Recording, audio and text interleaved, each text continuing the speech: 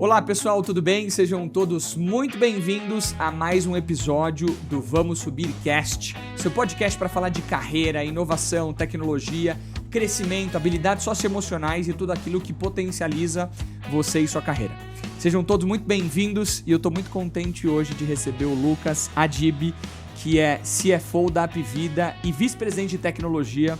Lucas, obrigado por ter topado participar desse papo. Obrigado você, Flávio. Prazer estar aqui com vocês. Sei que você é um cara que não fala muito. Não falo muito, exato. Por que você aceitou participar com a gente? Por que você acertou participar com a gente? Eu acho super legal, gostei muito do teu projeto. Pessoalmente, gostei muito do teu projeto. Me envolvo em alguns projetos parecidos como esse, então é um prazer muito grande estar aqui, podendo falar para pessoas que podem tirar algo da minha jornada ou das questões que eu vou trazer aqui, dos temas que a gente vai discutir. Então, não costumo falar com muita gente, assim, né? Enfim, acho que tem um perfil um pouco mais low profile. Eu gosto de ficar lá mais dentro da companhia fazendo o que é preciso, mas um prazer muito grande estar aqui e podendo contribuir com o teu projeto social. Obrigado. Tenho uma admiração muito grande por você, assim, pelo pouco tempo que a gente já se conheceu.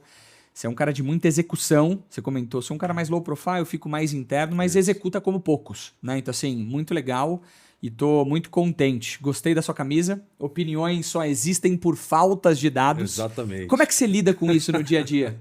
Acho que a gente está numa jornada muito bonita lá, né? A companhia passou por 5 anos de integrações de sistemas muito grandes, né? A gente teve uma esteira de fusões grandes, que a gente comprou muita companhia ao longo dos últimos 5, 6 anos. Depois integramos as companhias para toda uma estrutura unificada, sistêmica, né? O nosso sistema proprietário que passa a rodar tanto nos hospitais quanto na operadora. E agora a gente vem numa visão de aprimoramento do nosso data lake, dos trabalhos que a gente está fazendo em conjunto, inclusive, né? De aprimoramento da nossa esteira de dados para calcar cada vez mais a decisão da companhia na base analítica. Acho que, enfim, se a gente não está tomando decisões ancoradas na matemática, a chance da gente estar errado é grande, especialmente nas decisões que deveriam relacionar com uma visão analítica de um dado. Então, essa jornada tem sido uma toada importante que a gente tem colocado lá dentro. A gente fortaleceu muito a nossa área de dados, porque, enfim, as respostas estão nos números ali. Muito do que a gente faz está no número e a gente deveria ter uma orientação muito forte a isso. E um negócio que toca milhões de vidas, né? Milhares de funcionários, e um negócio que tem uma relação muito, muito clara, aberta e regulada com o mercado, não pode se dar o direito de tomar decisões por achismo ou por conhecimento empírico. Por teses, né? Perfeito, né? Eu brinco com a turma lá e falo assim, não, tem uma tese legal, você tem uma tese que se apresenta na Universidade de São Paulo, na Federal do Rio de Janeiro, aqui a gente está trabalhando com dados. Boa. Você sabe que eu gosto de brincar, eu sou um cara religioso, né? Eu falo assim, eu acredito em Deus. Sim. Agora, em você me apresenta os fatos exatamente, e os dados. Exatamente. E aí eu posso começar a acreditar em exatamente. você. Já pulei aqui para falar um pouquinho sobre sua camisa, mas eu queria dar um passo para trás. Apvida como negócio, qual que é o tamanho? O que vocês fazem exatamente para a audiência que nos assiste? Perfeito, ótimo. Obrigado aí pela oportunidade de falar disso, que eu acho que é muito legal falar de Apvida, especialmente no momento em que a gente está dizendo de métricas de ASG, né? Ambiental, social, governança. Acho que o modelo de negócios da Apvida, ele é um modelo de negócio ASG, ele é muito forte na questão social, do impacto social que a gente gera. A Apvida, ela é talvez aqui o maior ecossistema de saúde da América Latina. A gente tem mais de 850 unidades assistenciais espalhadas no Brasil todo. São quase 90 hospitais, centenas de clínicas, centenas de postos de diagnóstico, de coleta laboratorial, de processamento de exames, pronto atendimento. Enfim, a gente tem uma capilaridade muito grande no Brasil todo para poder atender a nossa base de beneficiários, que hoje está em torno de quase 9 milhões de beneficiários de saúde. Se eu somar com os beneficiários de odonto, né, da cobertura odontológica, quase 15 milhões de beneficiários. Então, a companhia com uma profundidade muito grande no cenário brasileiro, uma presença geográfica muito representativa em todas as regiões da federação. E o nosso mote, né, o mote da companhia, o mote dos fundadores, quando você vai ouvi-los ali, é bastante tocante o propósito que eles têm em relação ao negócio, é democratizar o acesso à saúde num país pobre e periférico como o Brasil. Acho que tem um motivo de existir um modelo muito forte aqui. A gente tem o menor ticket médio da indústria hoje.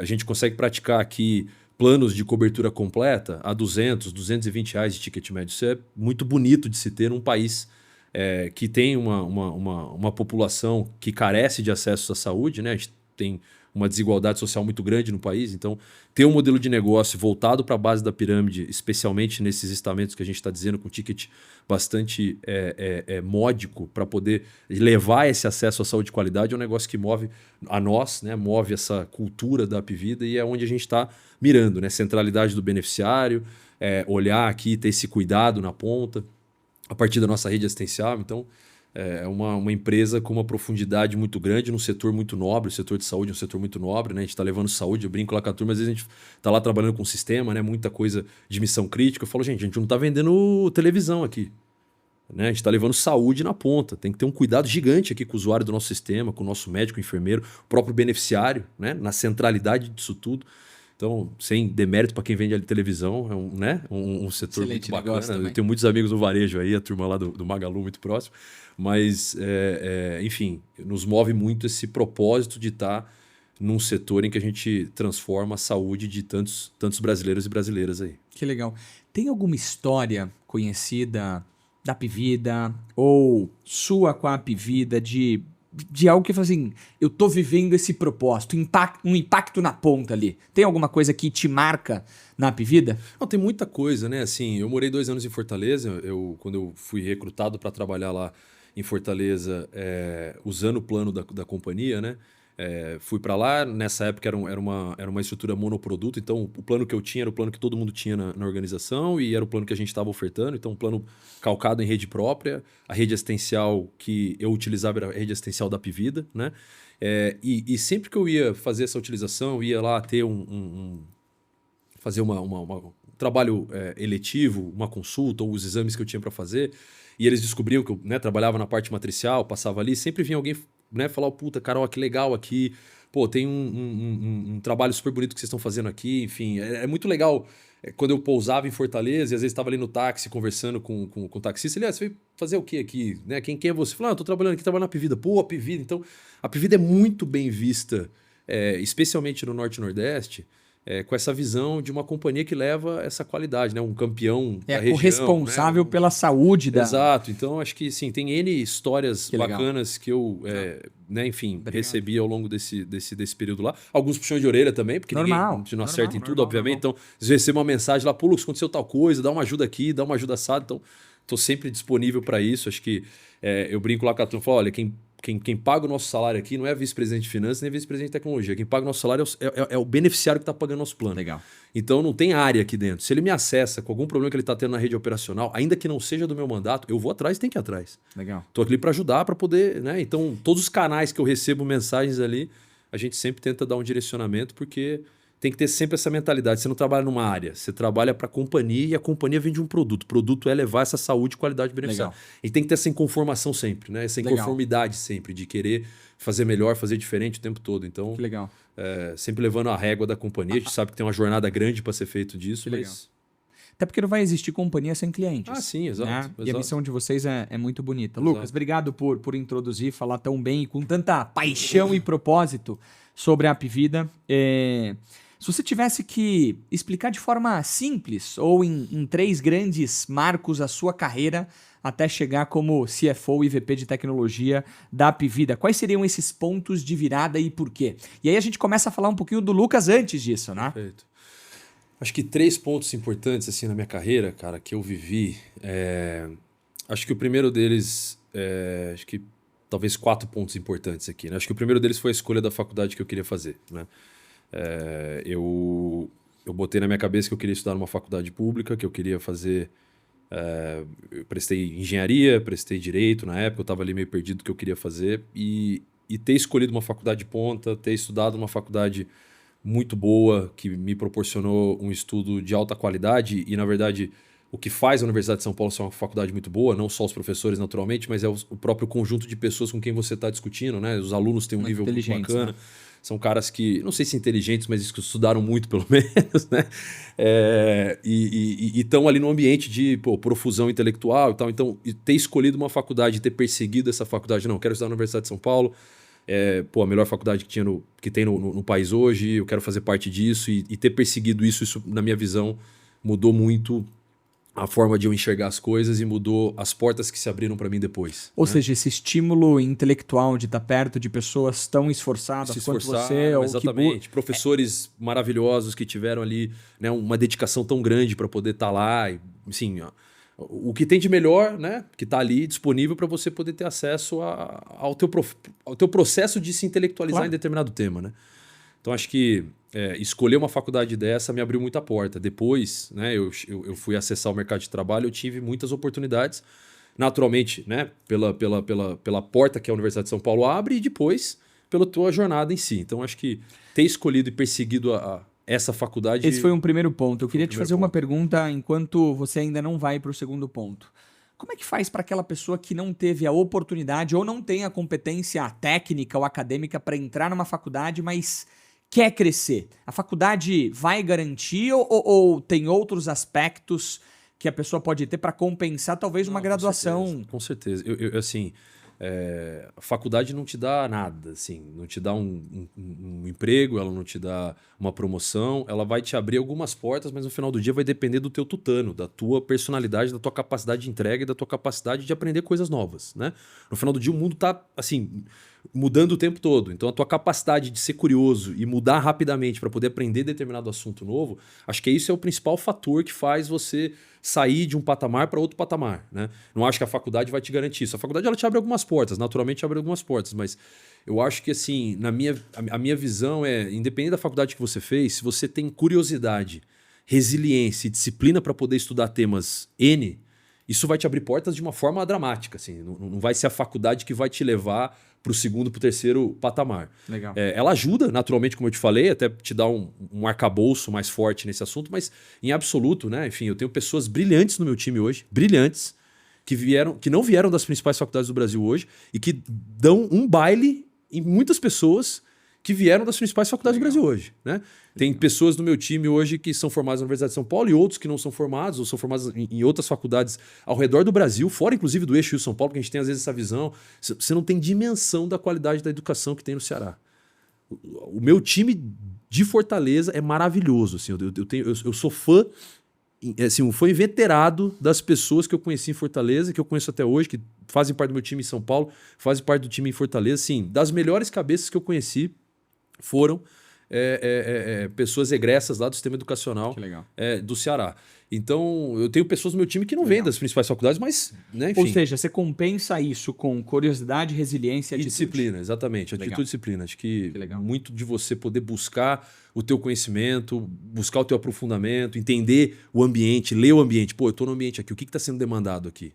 Esse ambiente está mudando o tempo todo. Para onde que ele está indo? Puta, ele está indo para a direita aqui. Pô, deixa eu entender qual que é o tipo de habilidade que está sendo requerido para aquele momento e onde eu posso buscar isso. Né? E isso tem que ser muito mais de você do que de um outro te estimulando. Com certeza, né? Porque se você depender de outros para te dizerem o que fazer, o que estudar, como processar, talvez você vai perder vantagem competitiva no mercado. A gente busca pessoas muito...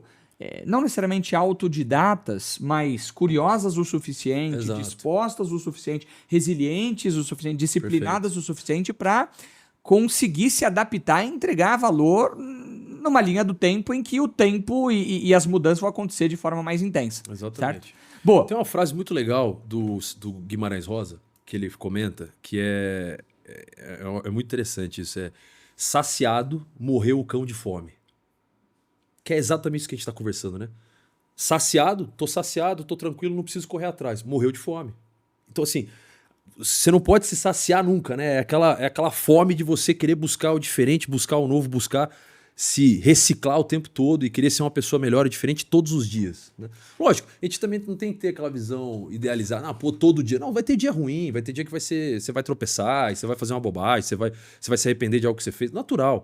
Mas olhando numa curva mais longa, tentar fazer diferente e melhor o tempo todo, sabe? Aquela vontade. Mas como é que a gente mantém essa régua alta? Como é que a gente se mantém faminto o tempo todo? Porque não é todo dia que você vai querer.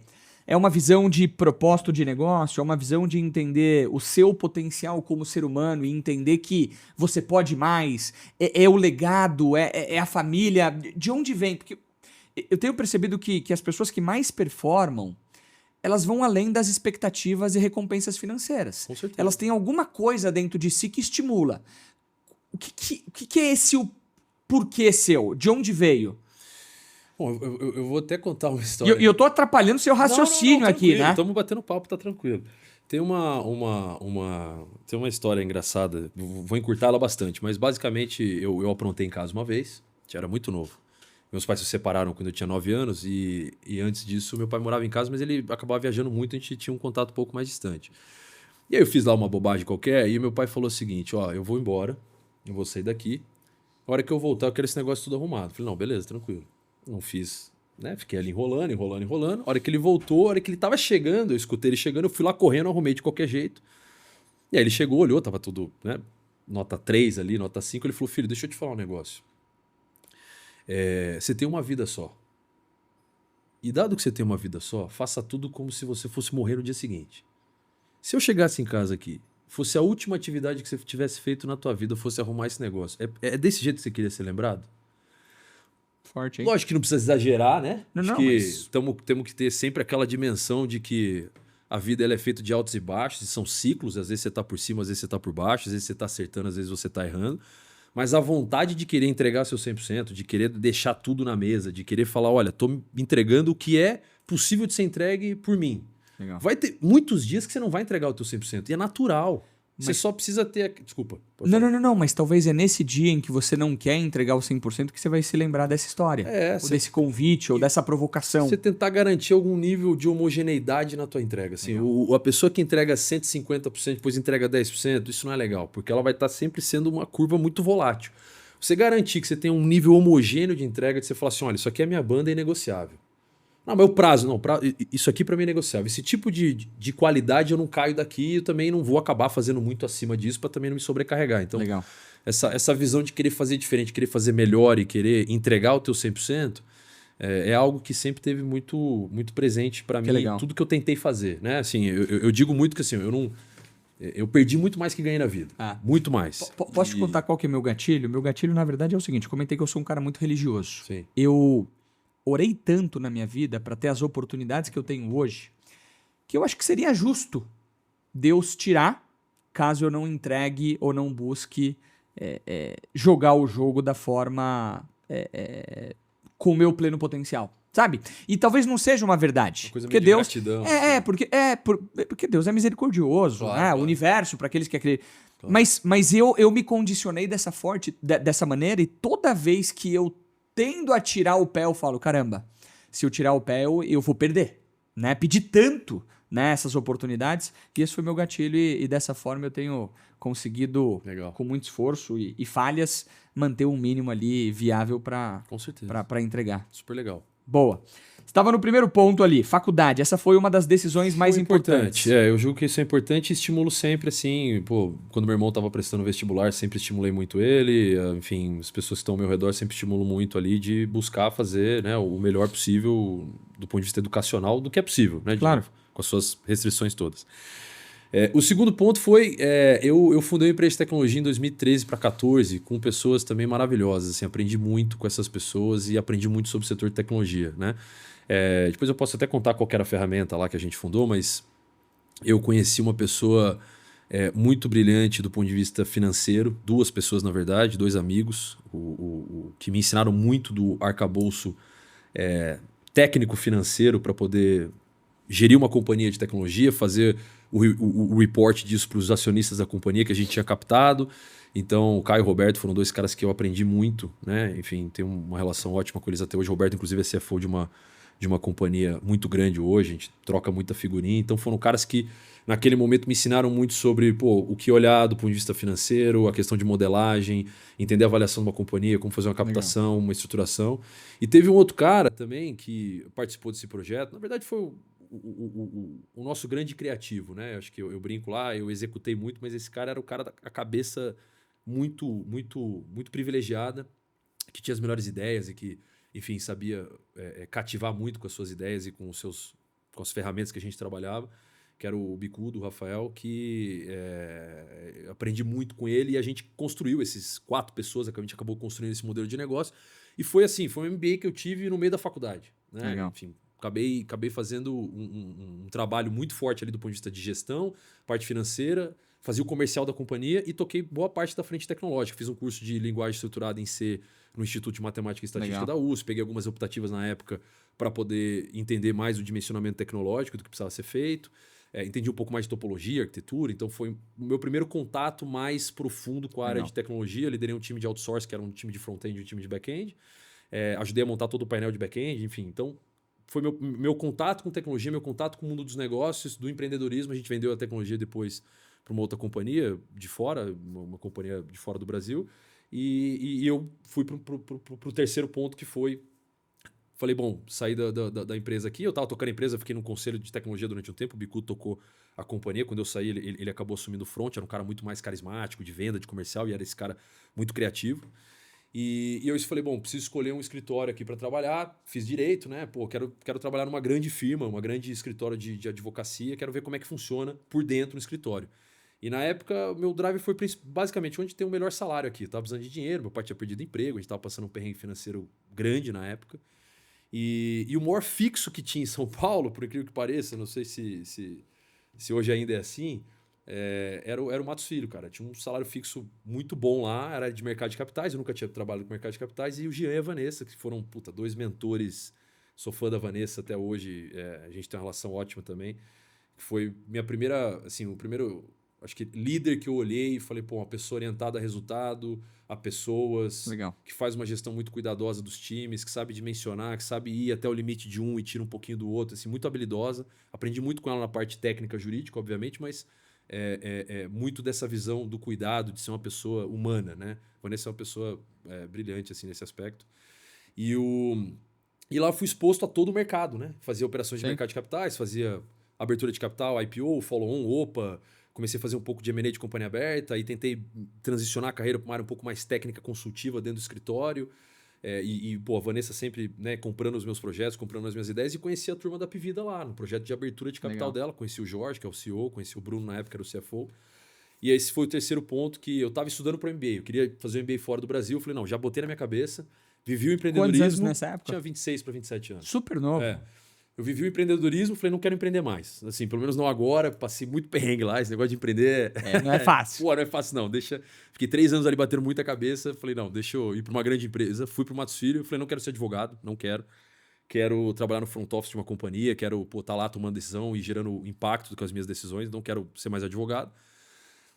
E aí, tava ali no processo, estudando para fazer o MBA, tava prestando, fiz o GMAT e tal, aquela coisa. E o Bruno me fez uma proposta para ir poder trabalhar na Pivida como diretor de mercado de capitais, e eu topei, fui morar em Fortaleza. Então, acho que esses 3 marcos mais a faculdade foram importantes. As escolhas que eu fiz não eram tão triviais. Empreender na área de tecnologia, um escritório de advocacia no mercado de capitais, e depois uma grande empresa de saúde. Assim. Então, acho que esses marcos me deram boa parte das ferramentas que eu precisei ter para me desenvolver lá na Pivida quando eu assumi o desafio.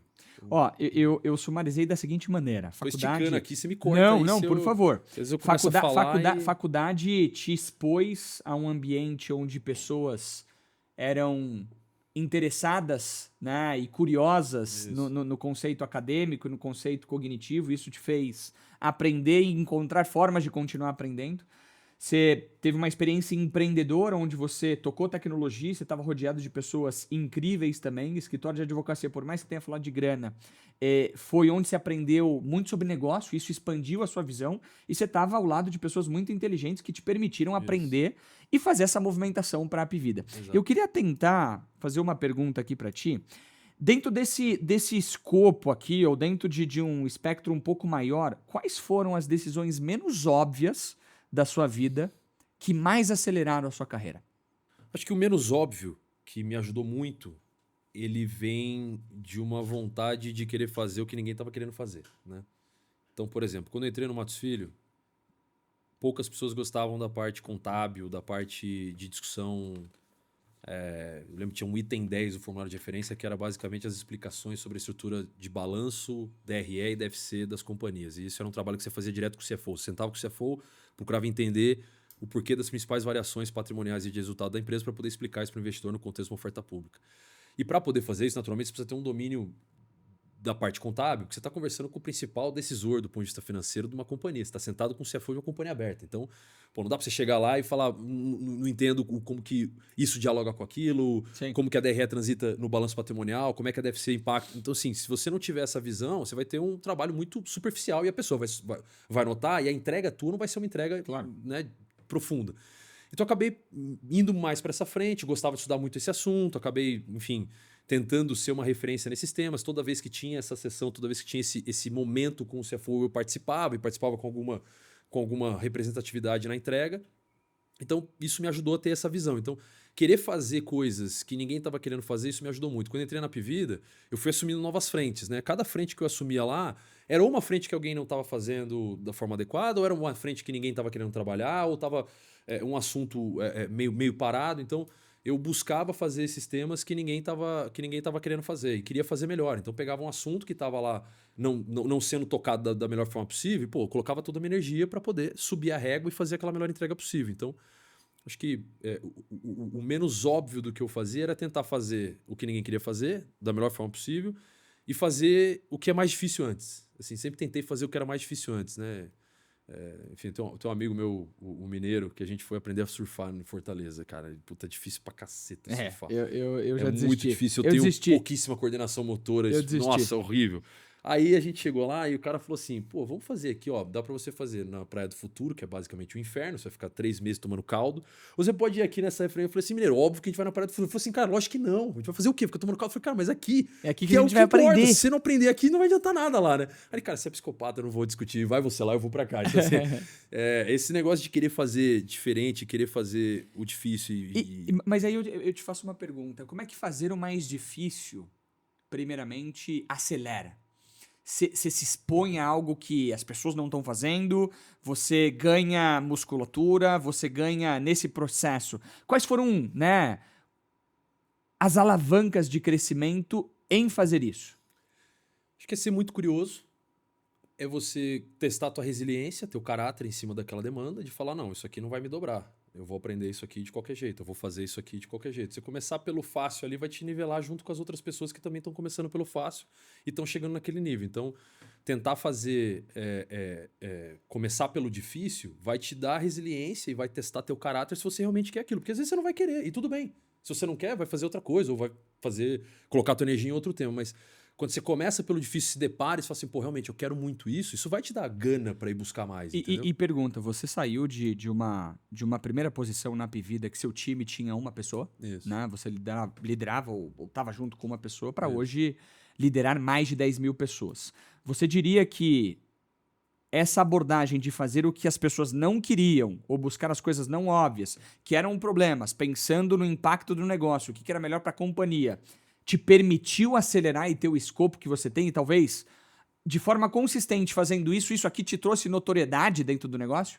Eu acredito que sim. Acredito que tá exposto a esses assuntos e tá exposto a temas que eram um pouco triviais ou que as pessoas não gostariam de assumir esse desafio, para mim, eu entendo que me colocou, né, na vitrine para uma série de entregas que chamou a atenção da alta gestão ou dos meus antigos superiores de falar, pô, vamos dar mais pista aqui. Vamos dar mais... Entrega mais aqui pra esse cara que ele tá buscando. Vamos dar pista pro menino. Dá pista pro menino aí, vamos ver se sai, entendeu? A Pvida aqui você tinha quantos anos? Mas já quebrei muita cara, cara. Assim, não tô não, contando sem história dúvida. Bonita aqui do que... A gente já vai chegar na parte... Sabe, tipo, ficar aquele discurso de coach de Instagram lá, de, pô, o cara vai fazer o difícil porque vai testar seu caráter. Puta, longe disso, assim. Já quebrei a cara demais. Vamos então puxar essa parte agora. Não ficar... Qual foi o maior erro da sua vida, o impacto desse erro? E o que você tirou de lição? Putz, muitos erros, assim. Acho que... eu não digo que são erros, acho que são derrotas, cara. Acho que muitas derrotas que eu tive ao longo da minha carreira, eu acho que é super natural e isso faz parte do nosso processo de crescimento, né? Por exemplo, quando eu fui escolher o escritório, eu tinha uma percepção de que, pô, seria muito mais bacana eu ir para um banco de investimento, por exemplo. pô, vai para um banco de investimento em vez de ir para um escritório, porque é menos trivial, acho que você vai ter um crescimento muito acelerado.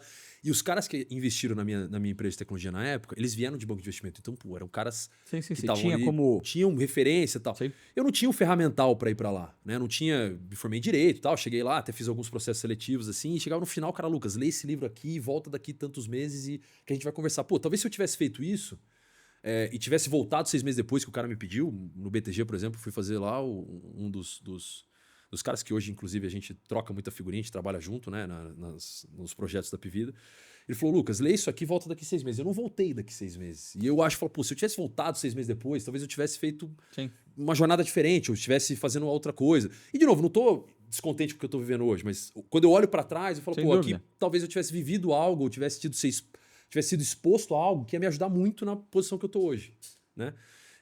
Enfim, tem uma série de decisões que eu acabei tomando. Enfim, eu acredito, a decisão que eu tomei de fazer direito, por exemplo, durante muito tempo eu vi como um erro. Hoje eu vejo que não foi um erro, porque a maturidade vai te dando isso. Não, né? E você se torna um cara mais holístico. Mais completo, você vai olhando um espectro maior, né? Mas na época eu me punia muito. Eu falei, pô, devia ter ido fazer engenharia. A matrícula da São Francisco foi, sei lá, numa quarta, da engenharia na Unicamp era na quinta, eu não quis ir. Sim. Minha mãe chegou lá na matrícula da São Francisco, chorou, achou, pô, ficou super, né, enfim, super tocada da gente estar junto ali. Eu chorei junto, falei, mãe, vou fazer essa faculdade, esquece, deixa quieto, não saio daqui mais. Então tem muitas decisões assim que foram tomadas que eu olho para trás e falo, pô, poderia ter sido feito diferente, mas no final eu tô aqui satisfeito do que eu tô e vivendo... Todas essas experiências, elas somam para quem você se tornou hoje. Exato. É difícil olhar para trás e falar assim, puta, que erro que foi aqui que me mudou, entendeu? Não, acho que você citou bem aqui. Entre acertos e erros, eu queria trazer uma pergunta, uma provocação. Qual que é a sua definição de sucesso? Como é que você define sucesso? Bom, acho que definição de sucesso... É botar a cabeça no teu travesseiro e ter certeza que você entregou 100% do que estava disponível para ser entregue. Assim, acho que você vai estar sempre sendo bem-sucedido se você estiver em paz com você da entrega que você está fazendo. Agora, sucesso de vida, pô, você ter tempo para estar com as pessoas que você ama, você ajudar as pessoas que te ajudaram durante a vida, você poder retribuir para a sociedade aquilo que a sociedade te deu, você poder ser uma pessoa correta e humana com as pessoas que estão ao teu redor. Nem todo mundo está tendo um bom dia, lembrar disso sempre, né? Boa. Nem todo mundo tem, às vezes, o privilégio que você teve ou as chances que você teve de poder chegar onde você chegou. Então, ser grato por isso e exercitar a ternura, né, cara? Acho que falta ternura muito nas pessoas. Até meio... Quem me vê falando assim aqui... Você é um cara grande, e forte. Pega a quebradeira nossa lá, às vezes você tem que dar uma... O cara fala, pô, tá de brincadeira. O cara tava me amassando aqui ontem, tá falando de ternura lá no negócio. Podia ser pior, né? Mas podia ser pior. Exatamente, eu sempre falo isso. Falo, cara, podia ser muito pior. mas eu acho que, assim, ter uma orientação muito a pessoas, assim, e ter esse cuidado de tentar, né, assim, buscar... entregar para as pessoas que entregaram muito para mim e devolver. Então, assim, para mim, sucesso é eu poder ajudar minha mãe, ajudar meu irmão, ajudar meu pai, ser um cara correto com a minha mulher, ser um cara correto com os meus amigos, estar junto com eles, ter tempo para poder vivê-los, apesar que hoje está mais restrito, eu estou vivendo uma tormenta grande, não tô conseguindo. São sacrifícios. E eu vejo muito como momentos, assim, né? Dá uma corrida ali, você faz uns 100 metros rasos, depois você distende um pouquinho. É que eu brinco com a turma lá. Os caras falam, pô, esse papo aí de dar um piquezinho, esse seu piquezinho aí é uma maratona de 40 quilômetros, cara. Esse pace que você tá impondo cansando aí. Já, deixa eu sair fora desse negócio. Legal. Mas eu tava, essa semana, na verdade, tava viajando há 9 dias. Fui pra fora do país e o pessoal acha que é legal viajar. Mas é legal a primeira viagem, a segunda viagem. Depois é dolorido. Você fica fora de casa, longe dos filhos. Tal, Hoje eu tive uma reflexão. Para mim, a definição de sucesso, hoje eu tive um exemplo disso. É poder sair de casa, sentir saudade, terem saudade de você e poder voltar e ser amado. Hoje, quando abri a porta e as crianças vieram, papai... Falei, caramba, é por eles, é por eles. E eu não queria estar viajando, mas eu tenho que fazer. Eu tenho que fazer o sacrifício. Né? Então, obrigado por ter compartilhado e tem que pagar os boletos, né, cara? Não, alguém tem que pagar, alguém tem que pagar. Tipo, e sem que bom que sou eu, né? e que bom que sou eu. Se alguém tem que fazer esse né? sacrifício, eu quero demonstrar para os meus filhos, porque em algum momento eles vão falar, papai, como é que você fez? Como é que você passou por esse desafio? Eu não vou poder mentir e falar, olha, eu desisti. Eu pulei a etapa. Não, eu tô pagando o preço que tem que ser pago para eu me tornar um pai melhor, um marido melhor, prover para minha família, prover para, por que não para a sociedade? Porque a gente fala muito sobre nós e a nossa família. Quando você tem uma capacidade financeira um pouco maior ou quando você cresce, você pode voltar para a sociedade e devolver, né? Obrigado por compartilhar. Eu queria voltar no tema do zero ou de 1 a 10 mil funcionários. Deve ser uma loucura, né? Como é que você estrutura? Qual que é seu estilo de liderança? Como é que você definiria isso? Liderança, por exemplo, né? Tá junto com o time, tá na trincheira, tá discutindo os principais temas com eles, ter profundidade nos temas para poder somar, não atrapalhar onde você vai atrapalhar se você ficar querendo fazer microgerenciamento, mas também não negligenciar temas que são importantes para a organização e que foram confiados a você aquele mandato, né? Tem uma linha muito tênue entre você delegar para as pessoas e ter confiança no trabalho, e ótimo, vamos ter uma estrutura mais descentralizada do que a gente precisa acompanhar, mas também o outro lado de você acompanhar os temas que são importantes para a organização e que foram confiados a você pela estrutura da empresa, né? Então, existem temas inegociáveis que eu entro no detalhe e acaba cansando mais as pessoas que trabalham comigo por conta disso, naturalmente.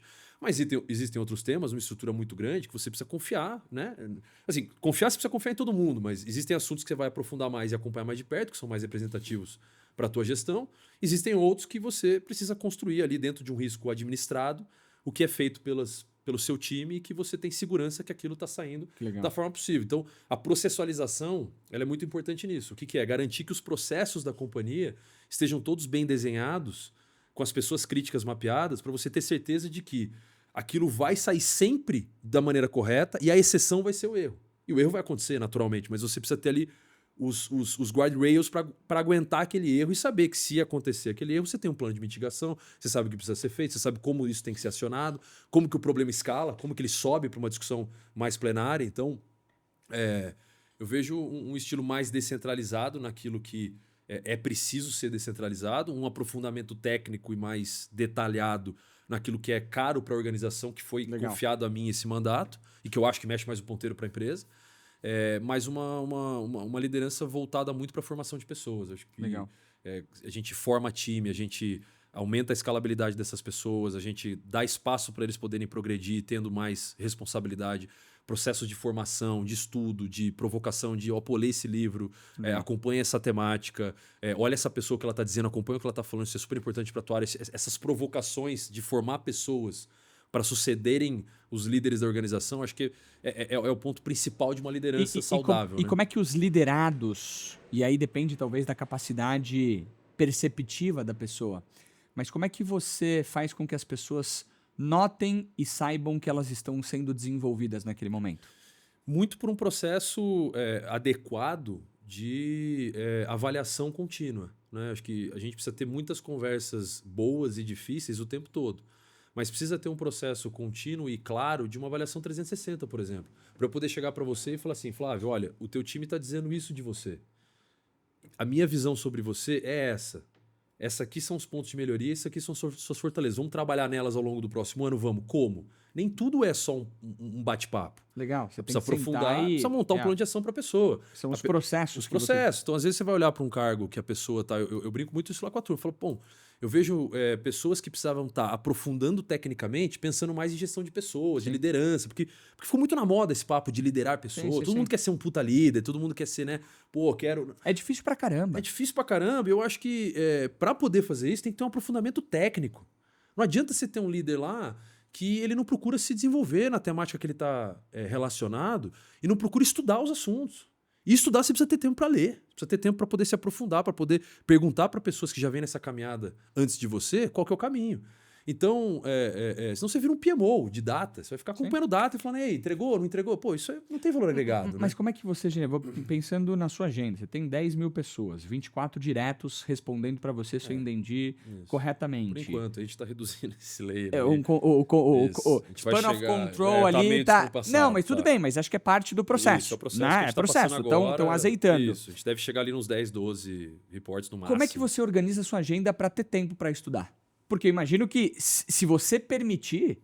Não, vai embora. Exato. Vai embora. Mas como é que você faz? Eu travo a agenda.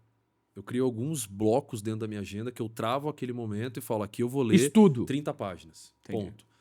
E aí, o que eu tenho tido muita dificuldade de fazer hoje em dia, com a rotina que está muito puxada, né? Quando eu caí em tecnologia, eu fiquei muito preocupado. Eu falei, puta, ferrou. Tem um nível gigante de conteúdo online, tem muitos livros que estão disponíveis. Por onde eu começo, né? E eu fui me debruçando no ombro de gigantes ali, né? Me apoiando no ombro de gigantes. Pô, por que eu deveria estudar isso e tal? E eu fui recebendo algumas literaturas para ler. E eu falei, olha, se eu não tiver um espaço na minha agenda para ler pelo menos por 2, 3 horas por dia nesse primeiro momento, cara, eu não vou saber falar a língua das pessoas. Eu vou chegar para discutir com o diretor que é o tema de profundidade que você colocou. Exato. Se você não tiver profundidade, você as não vai pessoas não vão parar para te ouvir. E você não vai ter credibilidade na fala. Como é que eu chego para um diretor de sistemas meu que está há 20 anos trabalhando na frente e é um liderado meu? Como é que eu converso com esse cara? Mas aí tá um ponto, Lucas. Tem muito líder que nesse momento não consegue sair do outro lado. Sim.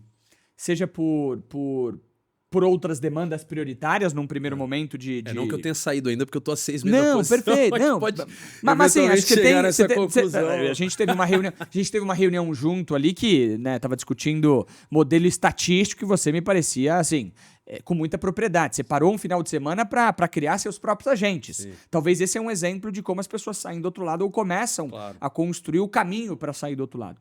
Mas tem muita gente que não consegue. Porque a agenda ela é tomada, porque aparentemente tem outras coisas críticas, mas talvez no longo prazo isso aqui não se paga. Sim, né? Concordo. Como é que você...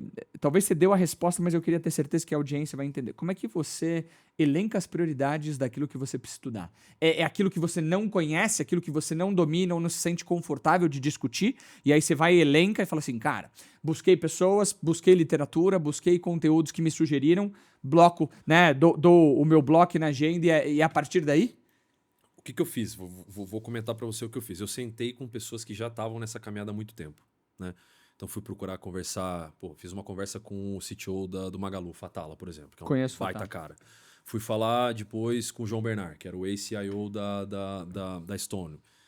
Criei uma conexão com o Marcos Fontoura, que era o ex-CTO da Stone. Li o livro do Marcos Fontoura, que é uma coisa maravilhosa, inclusive recomendo para todo mundo. Chama Tecnologia Intencional, um livro maravilhoso que discute muito do que deveria ser feito numa área de tecnologia do ponto de vista de plataformas. É um livro muito bacana.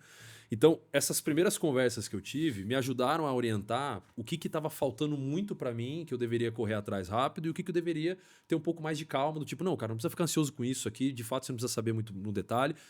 E no paralelo a isso, eu sempre fui muito curioso com o livro. Eu sempre tive um hábito de leitura consistente, por assim dizer. Então, sempre li ali 20, 30 páginas, sempre trabalhei para ler 20, 30 páginas por dia, todos os dias. Assim, sempre tentei manter esse hábito.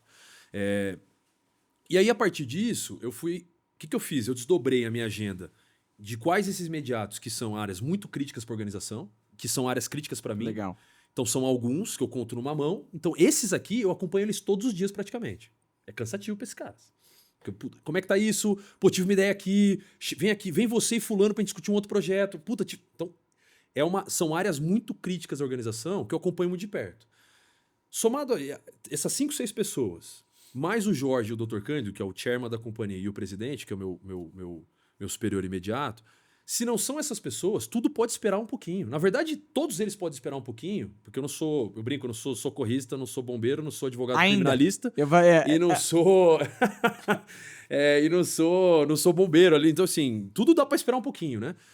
Então, quando você tenta criar a tua dimensão de agenda e falar, bom, vou separar esse espaço da agenda para o meu aprofundamento técnico, que vai ser muito importante para o meu trabalho, para poder escalar meu trabalho, pô, isso gera recorrência, gera impacto. Porque se eu não fizer isso, eu não vou conseguir trabalhar direito. Né? Na área de finanças, eu já vinha dessa esteira. Então, eu comecei a fazer o mestrado, né, na REC de Paris. Estou concluindo agora o mestrado em finanças, inclusive. Vou defender minha dissertação agora em março. Mas eu já vinha dessa esteira de finanças, então eu falei, bom, eu quero só, de fato, ter um aprofundamento muito grande, que eu sentei na cadeira de CFO, fiz uma escola de Direito, então eu falei, pô, quero fazer um negócio de altíssimo nível global, escolhi a melhor faculdade que tinha no planeta para fazer esse assunto, fui lá e falei, vou concluir o mestrado em finanças nesse tema. Mas era uma área um pouco mais natural para mim. Né? A área de tecnologia era zero natural para mim, tirando a experiência que eu tive de empreendedorismo lá, que era muito distante do tamanho da Pvida. Então, ter esse tempo para poder estudar, separar a tua agenda para poder aprofundar tecnicamente, perguntar para pessoas, fazer um almoço, um jantar com quem tá ali para te ensinar, pô, isso para mim cara, é fundamental. Legal. Isso mexe completamente a possibilidade do que a gente está discutindo. Legal. Queria voltar no tema liderança e talentos, né? Você tem 10 mil pessoas. Como é que você identifica quem são os talentos de maior impacto? Como é que você desenvolve eles? Como é que você retém esses talentos? Existe alguma coisa específica aqui que vale a pena ser compartilhado para as pessoas que buscam uma cadeira de gestão e precisam desenvolver, identificar, desenvolver e reter talentos? Ó, vou reduzir para você uma pessoa de altíssima performance no meu time que eu enxergo 3 coisas. Primeira delas, curiosidade. Legal. O cara tá o tempo todo correndo atrás de algum assunto diferente. Ele tá vendo uma matéria que saiu de uma publicação nos Estados Unidos. Ele tá olhando o que tá acontecendo no Brasil. Ele tá procurando coisas para poder melhorar o dia a dia dele. Ele tá aprendendo coisas diferentes o tempo todo. Curiosidade é fundamental para uma pessoa de alta performance no meu time. Eu noto quem é curioso, quem não assim, é gritante. Ou seja, não é você que ativamente está procurando essa pessoa, ela vai dar sinais. Ela vai dar sinal, eu bato o olho e falo, pô, tem... Legal. Assim, eu olho e falo, esse cara é curioso, tecnicamente procura se desenvolver. Isso é, assim, fundamental curiosidade. Segundo ponto é inconformidade. O cara que tá inconformado com o que ele tá vivendo ali. Cara, isso aqui não tá bom, puta, tem que fazer diferente, não tá legal, dá pra fazer melhor, porque eu vi fulano fazendo melhor. Eu liguei pra um amigo meu que tá numa outra empresa, ele disse pra mim que lá ele faz desse jeito, e aqui a gente pode fazer também, puta, bora fazer. O cara que tá inconformado, Flávio, ninguém para esse cara. O cara tem ninguém para o cara. Uma fome, ninguém, desejo. O cara que é inconformado por natureza, assim, ele vem aqui, tá ele vai falar, puta, Lucas, não tá legal esse... Sabe aquela coisa que... Sim. Às vezes é até meio chato, assim, né? Você fala, pô, cara, calma aí também. O cara não vê nada, tá tudo ruim. O cara tá procurando melhorar o tempo todo. Então, assim... curiosidade com inconformidade, assim, é uma mistura explosiva, maravilhosa, assim. O cara que eu vejo que tem isso, dou uma pista gigante, tento reter ele da melhor forma possível, projeto novo, exposição no conselho, exposição na diretoria estatutária, fala direto com o Jorge, que é o presidente da companhia. Assim, tento dar muita exposição para a pessoa mostrar o valor dela e as outras pessoas também reconhecerem aquilo que eu estou enxergando, porque é muito legal quando você enxerga algo e vira unanimidade, né? Sim, pô, viu o Flávio? O Flávio é um cara maravilhoso. Tá, mas eu acho. Será que todo mundo acha? Quando todo mundo acha, pô, isso é maravilhoso, porque ele vai ganhar a oportunidade dele por si só, né? Legal. E o terceiro ponto é resiliência, né, cara? Tem que aguentar o baque. Não adianta, assim, puta, muito papinho de que, pô... Assim, eu não quero que pareça que eu tô com um papo de coach aqui, porque isso é uma desgraça que mas acontece no final do aí. dia... Isso aqui é a realidade. Eu tô falando assim, é o dia a dia. Isso, exato. O dia a dia. Mas o cara tem que ter estudado em Harvard. Não, isso é bobagem. Isso aí, tipo... E olha falando só, para um país aqui que é o nosso aqui, né? A gente tem que olhar Você trouxe 3 competências ou 3 habilidades: curiosidade, inconformidade e resiliência. Todas elas são competências puramente humanas. Perfeito. Que podem ou não ser mais desenvolvidas, mas que são humanas. Perfeito. Você vai desenvolver curiosidade ao ser curioso, ao enfrentar um desafio de escassez e ter que ser criativo, né? A inconformidade é sempre ele, cara, não tá legal, posso mais, e que pode vir de um feedback ou de uma lição como seu pai te deu. Exatamente. Mas assim, e a resiliência vai vir de porrada, né? De tentativa, erro, de cair e levantar. Isso. Tudo isso é soft skills. Como é que você define num mundo extremamente, cada vez mais técnico, a diferença ou balanceamento entre soft skills e hard skills? Porque você é um cara extremamente técnico, você tem profundidade para discutir finanças, mercado de capitais, né, regulação. Você tecnicamente, você vai conseguir discutir sistema, você vai discutir hierarquia, lógica. Mas talvez o que te fez escalar, me corrija se eu estiver errado, foram as soft skills. Qual que é o balanceamento? Como é que você enxerga o peso das hard skills com o peso das soft skills atualmente e para o futuro? Perfeito. Difícil a pergunta, hein? Difícil. Por isso que eu te perguntei. Por isso que eu não fiz para mim. Bem difícil a pergunta, cara. Depende muito da faixa etária e do momento de carreira, na minha visão. Boa. Para um garoto que está ali saindo do colégio, é 100% soft skills. Não pode esperar nada desse cara. Ele tá saindo do colégio, ele tá entrando na faculdade, então não vai adiantar você querer falar, não, pô, tem que ter um cara... Você tá chamando um cara para ser teu estagiário e tá cobrando hard skills, isso é loucura. Então, assim, se ele tiver esse conjunto de coisas que a gente conversou aqui, ele vai desenvolver essas hard skills de uma forma muito orgânica e natural. E aí ele vai chegar num ponto da carreira dele que ele vai falar, se eu mantiver o meu espírito de inconformidade e curiosidade e aguentar o tranco e canalizar isso para um desenvolvimento técnico, de aprofundamento, de poder construir o meu intelecto para poder trabalhar numa área, seja ela qual for, esse cara ninguém pega ele, né? Então, uma coisa me leva muito a outra. Não adianta nada você ter alguém que está muito focado em ter uma visão muito técnica e ser um cara brilhante do ponto de vista naquela área em específico, você não é uma pessoa resiliente que aguenta o tranco, você não é uma pessoa que tem a curiosidade de querer se desenvolver, porque o mundo está mudando, cara. Eu brinco muito com a minha turma de finanças, agora que eu assumi a área de tecnologia, eu falo, caras, deixa eu falar para vocês aqui, isso que você está fazendo hoje não vai acontecer daqui 2 anos, não é daqui 10. A turma tá falando para vocês que é daqui 10, que não sei o quê. Não, daqui 2 anos, tudo que você está fazendo hoje vai ser diferente. Se você não estiver se reciclando, se você não estiver estudando, se você não estiver entendendo o que é agentes de IA, se você não tiver, você vai ficar para trás.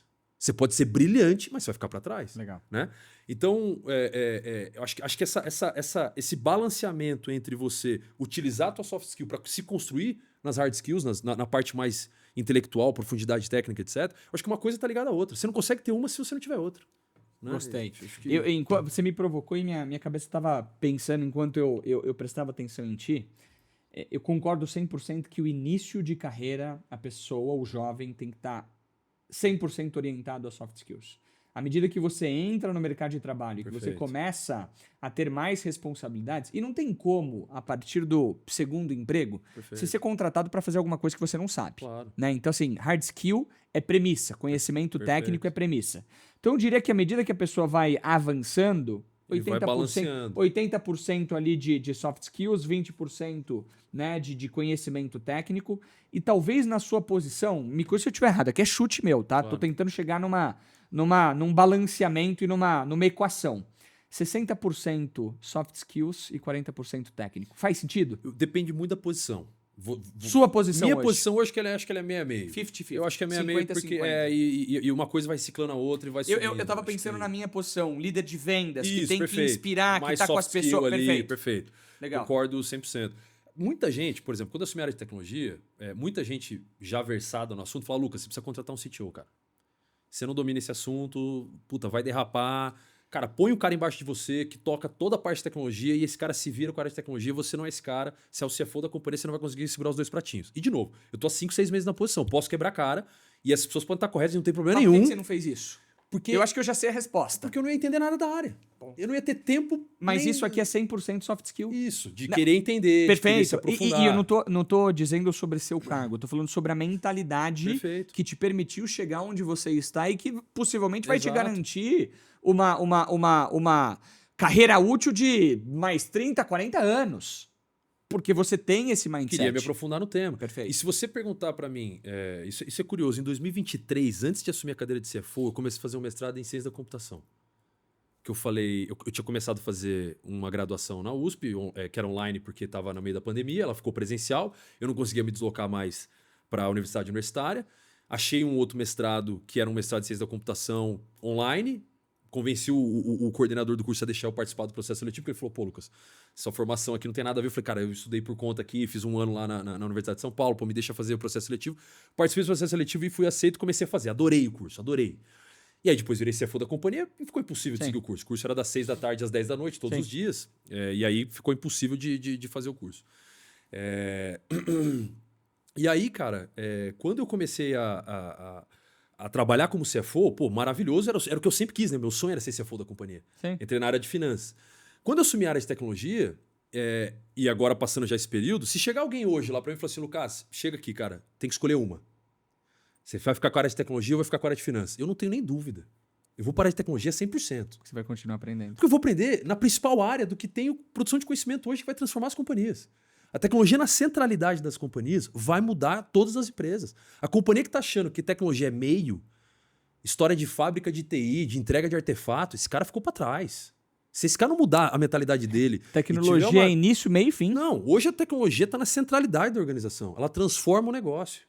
A gente vai transformar o setor de saúde suplementar a partir da tecnologia. A gente vai vender saúde, não mais seguro de saúde ou cobertura de saúde. Você vai vender... Cuidado.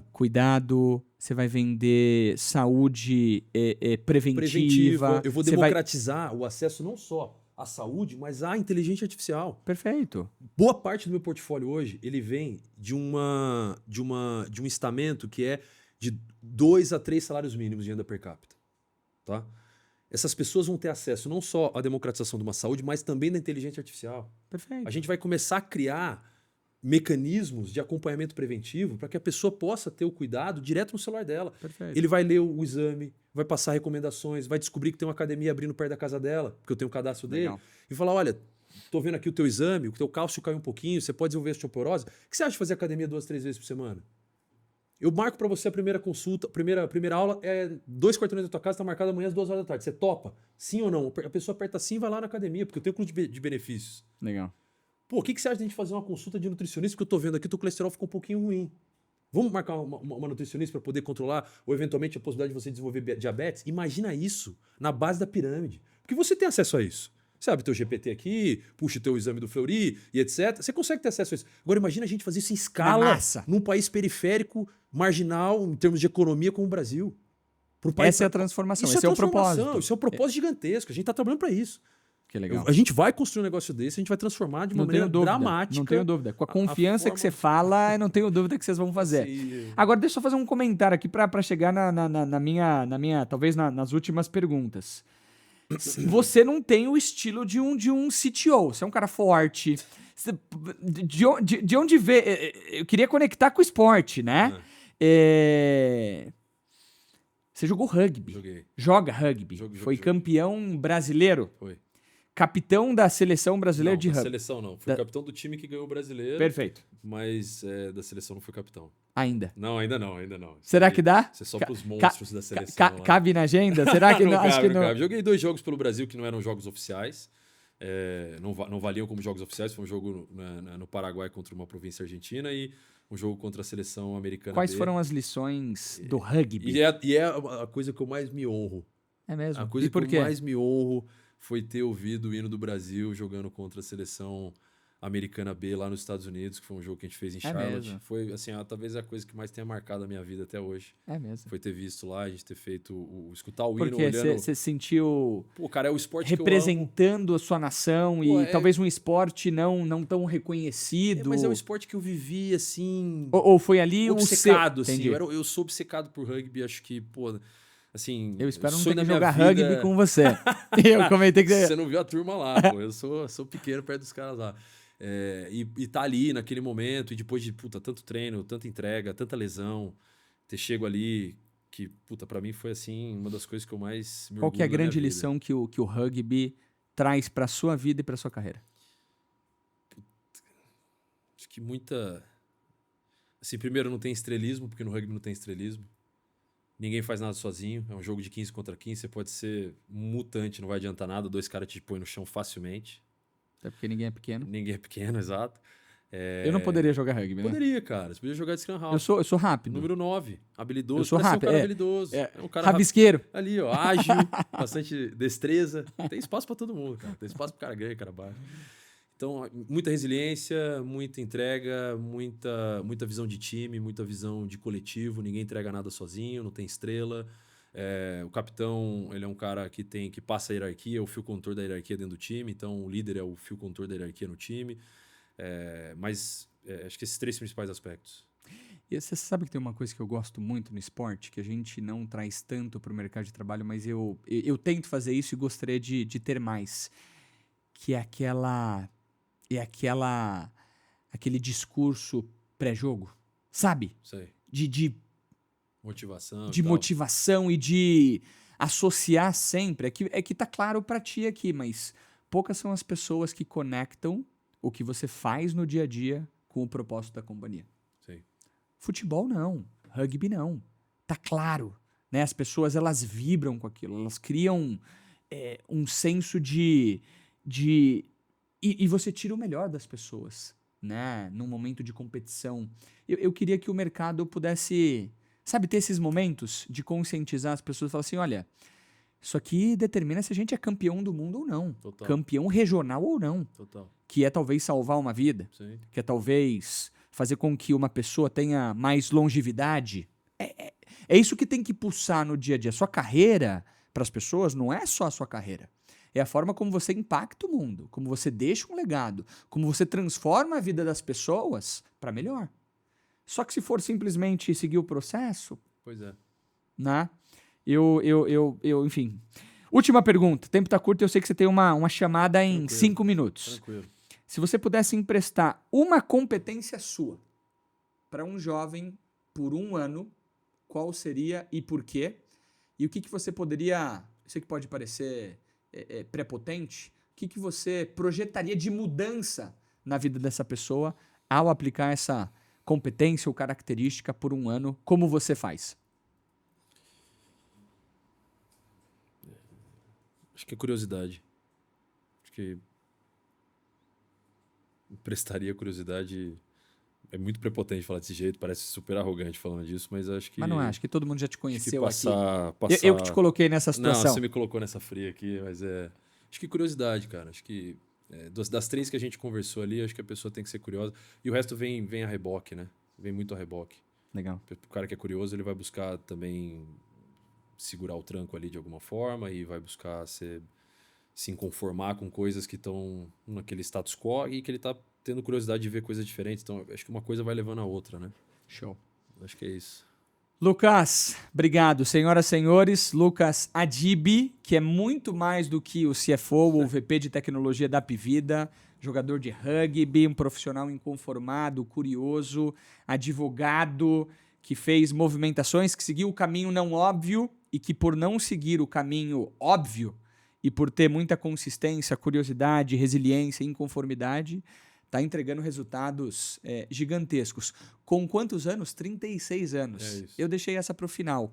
Como é que você lida com isso? Assim, existe um preconceito de ser um jovem, um menino, mas com tanta responsabilidade, tanta entrega, tanta propriedade, mas que está jogando um jogo com pessoas que estão mais tempo fazendo isso? Como é que se existe isso e como é que se vence isso? Não vejo preconceito, assim. Vejo, às vezes, uma pessoa ou outra fala, menino, garoto, tal, chama assim, mas não vejo na maldade. Força do assim. hábito. Força do hábito. Tem gente do meu time que trabalha na minha equipe que às vezes chamou garoto, não sei o que. Aí o cara, pô, Lucas, desculpa. Eu falei, não, tá tudo bem, não tem problema nenhum, tá É um tudo elogio. certo. Por enquanto, elogio. Então, tá tudo bem, não tive preconceito. Acho que a companhia hoje está passando por um momento bastante especial, né? Um momento difícil, por assim dizer.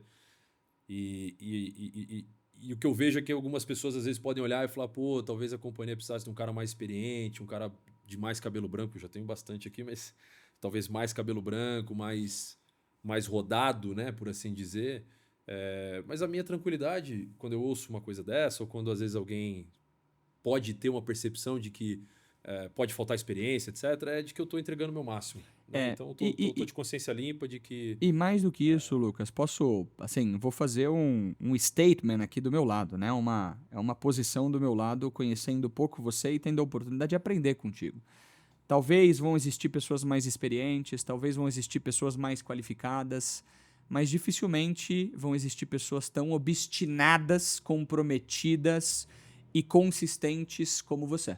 Ou como jovens que querem crescer. Claro. E eu acho que a gente compensa a falta de experiência com muita entrega, com muita diligência, com muita humildade.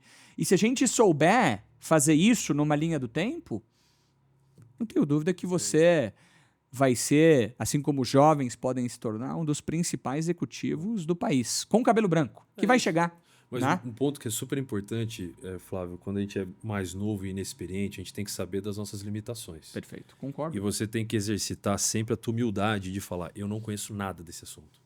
E não achar que só porque você acertou algumas vezes na tua vida, você vai acertar sempre. Legal. Porque aí é a receita para você quebrar a cara.